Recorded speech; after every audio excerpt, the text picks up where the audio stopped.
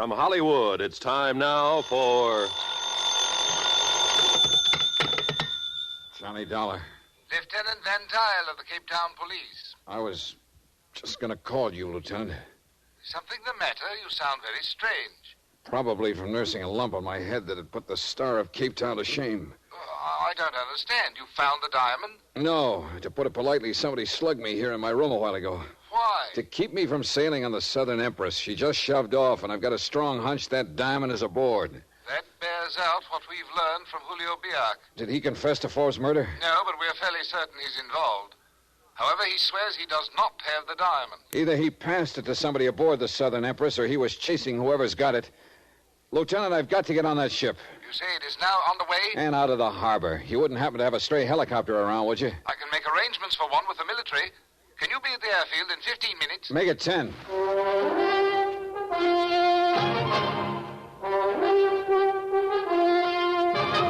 Tonight and every weekday night, Bob Bailey in the transcribed adventures of the man with the action-packed expense account, America's fabulous freelance insurance investigator. Yours truly, Johnny Dollar.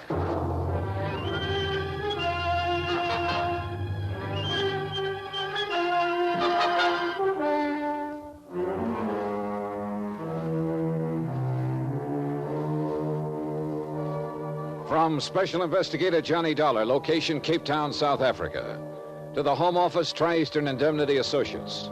Assignment, the Star of Cape Town matter. Expense account continued.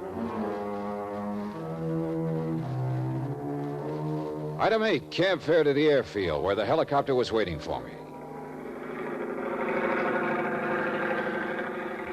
I don't know which was throbbing the most, the helicopter engine or my head.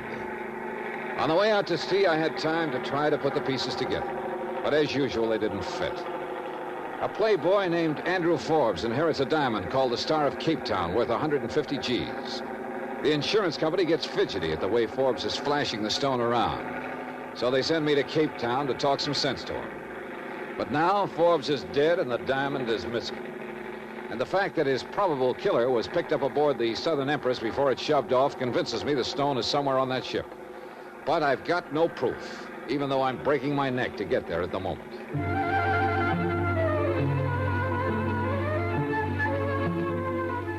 We picked up the Southern Empress about 20 miles out at sea, and the helicopter pilot set me down on deck at the stern. A crowd of passengers had gathered, but I didn't see Forbes' sister Agatha, nor Helen, the girl who'd spent so much time with him the night he was killed. I got me a room, then headed for Agatha Forbes' stateroom. As I stood at the door, I caught a whiff of Forbes' favorite perfume, Forever, the kind Sheila had worn. Yes, what? Wow. It's Helen, isn't it? I don't think we've met, Mr. Dollar, Johnny Dollar. No, we haven't met officially, but we were both at Forbes' party the other night. You wish to speak with Miss Forbes? And you too, Helen. Who is it, Helen? Mr. Dollar. I'll be in my stateroom if you want me, Miss Forbes. Well, very well, my dear. Oh, just a minute, Helen.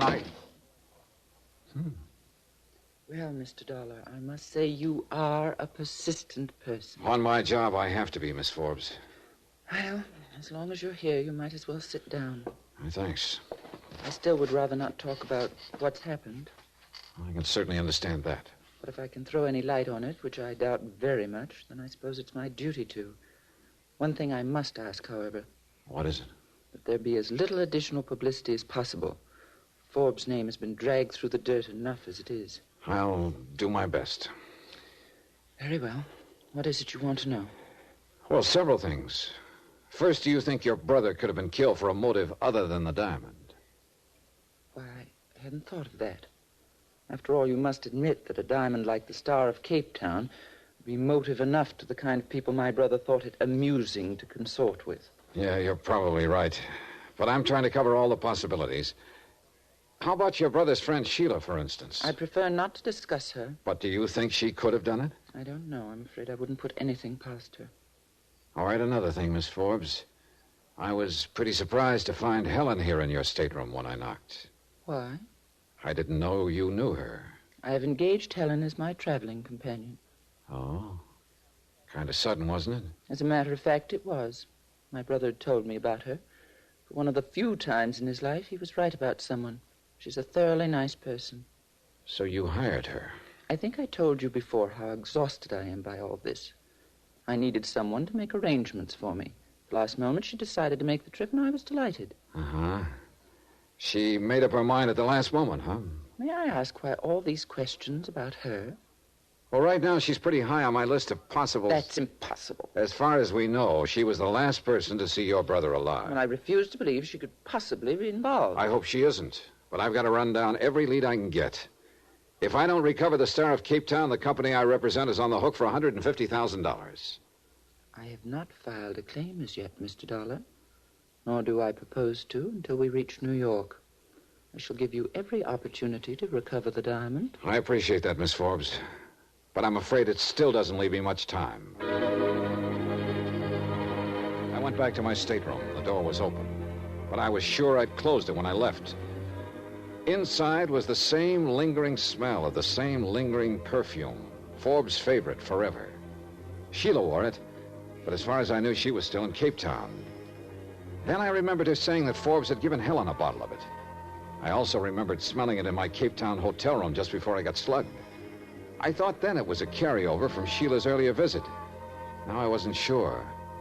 I started back out of my stateroom just in time to collide with somebody in the passageway. Oh, Sorry. Oh, say, partner, you sure took the wind out of my sails. Yeah, well, I'm sorry. I didn't know anyone was out here. Oh, I just passing by, partner. Stacy's the name, Ben Stacy. What's yours? Dollar. On the level? Yeah, cross my heart. Well, when I tell people I bumped into a guy named Dollar aboard a boat, I'll mean it, huh? See you around, partner. So he could have been just passing by, like he said. But if so, he moved awfully quietly for a guy his size. I locked my door and headed for the bar. Expense account item 9150, a double martini, which occupied me just long enough to get a couple of things nailed down in my mind. Namely, open stateroom doors and the smell of perfume. It had to be Helen. No two ways about it. At this point in my brilliant chain of deductions, I made a big mistake. I looked down toward the other end of the bar. And the person I saw sitting there made me realize in one big hurry that my train of thought had just gotten itself derailed. Hello, Sheila. Hi, Johnny. I thought you were back in Capetown. Why should I be? What's to stay for now? Good question. But you didn't tell me you were leaving. You didn't ask me. Sit down. You must have decided in a hurry.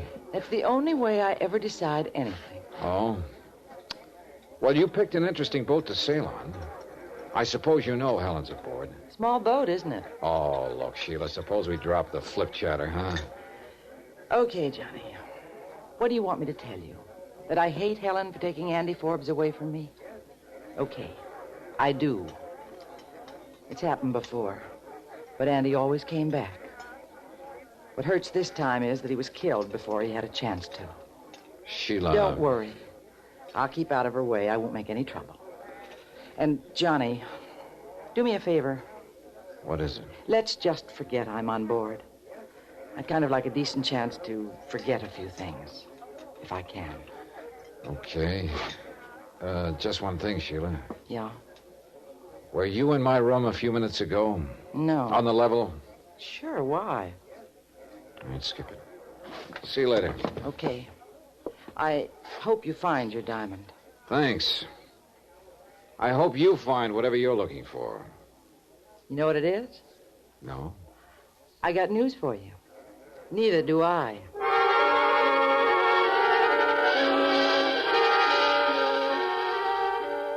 Well, one thing was clear anyway. If Sheila hadn't been in my stateroom, then the perfume I'd smelled must have belonged to Helen. She seemed to be getting higher on my list all the time. I had to have a talk with her, but by the looks of things, that wasn't going to be easy. She was doing a pretty good job of avoiding me. About half an hour later, though, I spotted her topside in a deck chair with Agatha Forbes. Next to them was my old buddy from the wide open spaces. Why, some of the things we got out west you just wouldn't believe. I am certain we wouldn't. I've never been there, but Oh. Hi, everybody. Well, sir, if it isn't Mr. Dollar himself. Now, I ask you ladies if that isn't just about the most colorful name a fella Good could have. afternoon, Yes, sir. Mr. Dollar. Hope you're a little more rested, Miss Forbes. Thank you, I am. And Helen, I'm glad Miss to see... Forbes, I wonder if you'd excuse me. Why, certainly, my dear. I'm afraid I have a headache. Why don't you go lie down for a while? Thanks. I think I will. Well, now, that's kind of a chilly reception, partner. Looks like the little lady doesn't like you much. Oh, well, you can't win 'em all. Yeah, thanks. I'm sure Helen's simply tired, Mr. Dollar. Mr. Stacy here tells me he was quite a good friend of my brother's. Oh? Why, sure, partner. Andy Forbes and I was the best of buddies. Well, I didn't see you at his party the other night. Well, he asked me, of course, but I just couldn't make it. I tell you, though, dogged if I wouldn't have been there if I'd have known it was going to be old Andy's last party. Oh, excuse me, ma'am. That's all right. How long had you known Forbes, Mr. Stacy? Years, Dollar, years. Old Andy and me was always bumping into each other in the darndest places. Cairo, Paris, Copenhagen. I tell you, it was always a barrel of laughs when we got together. I'll bet. Why, I'll never forget one night in little old Dakar. We're going to be in Dakar in a couple of days, aren't we? I believe so. Oh, yeah. I suppose everybody will be going ashore for the You day. bet. Well, you don't want to miss Dakar. Why, I can show you some places you just wouldn't believe. Oh, yeah, sure. I tell you what, why don't we get up a little party Mr. Stacy, it sounds very pleasant, but I'm afraid you'll have to excuse me. I'm not quite in the mood for sightseeing. Oh, I understand, sure enough, Miss Forbes. Well, Dollar, how about you? We'll see. Yeah. Well, anybody care to join me for a walk around the deck? No, thanks. I gotta keep up my appetite, you know. See you later. But don't you forget about Dakar. It'll be a ball. Yeah, it'll be a barrel of fun. Miss Forbes, Yes? did your brother ever mention this character Stacy to you? No. Of course, Andrew had many strange friends that he didn't mention to me. Yeah, I'm sure he did. I went back to my stateroom. This time the door was closed and there was no odor of perfume. But when I went in, I saw that I'd had a visitor again, and this time he or she had been much more thorough. The room was torn apart from one end to the other. I sat down, tired and beat. I thought of that building tile somebody tried to drop on me in Capetown and the bang on the head I'd collected in my hotel room. I knew that whoever I was after was also after me. And now it looked like a third party was involved. Whoever had torn up my room must have figured I might have the diamond. Sheila, Helen, Stacy, it could be any of them. Or even worse, it could be somebody I didn't even know about. But one thing was sure. I was no closer to that king-size diamond. Pretty soon we'd be getting to Dakar. And once everybody had the chance to get ashore, my chances of getting the diamond back were practically zero. I had a strong and sickening hunch that Dakar could be the end of the trail for me. And I didn't like it.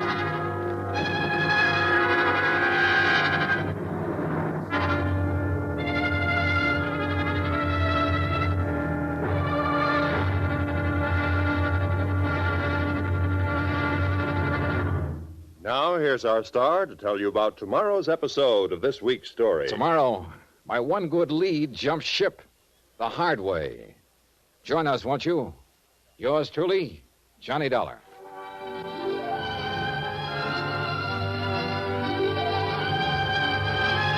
Yours truly, Johnny Dollar, starring Bob Bailey, is transcribed in Hollywood. Written by Robert Reif. It is produced and directed by Jack Johnstone. Be sure to join us tomorrow night, same time and station, for the next exciting episode of Yours truly, Johnny Dollar. Roy Rowan speaking.